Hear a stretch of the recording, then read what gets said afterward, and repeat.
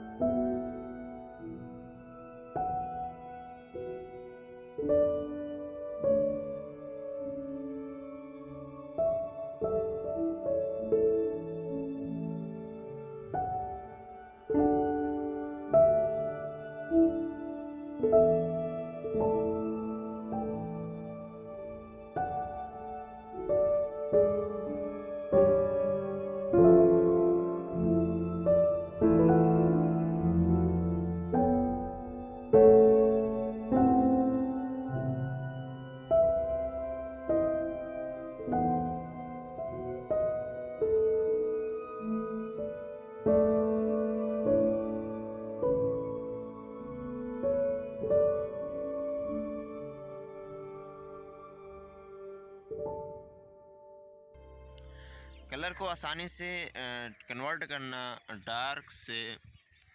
बिल्कुल डार्क से लाइट में इसके जो कैमरा है वो काफ़ी अच्छा परफॉर्म कर रहा है और इसमें थोड़ा सा एक ब्यूटी मोड भी दिया गया है जो कि काफ़ी अच्छा इम्पैक्ट क्रिएट करता है और फेस को थोड़ा स्किनी टोन और मतलब कि अच्छा बना देता है। तो गाइज़ इसमें मैं आपको एक चीज़ बताना चाहूँगा कि जो फ्रंट कैमरे की वीडियो है उसमें वाइड एंगल नहीं दिया गया, उसमें आपको नॉर्मल एंगल मतलब कि नॉर्मल वीडियो ही मिलेगी। जो बैक है उसमें आपको वाइड एंगल का फीचर भी मिलेगा।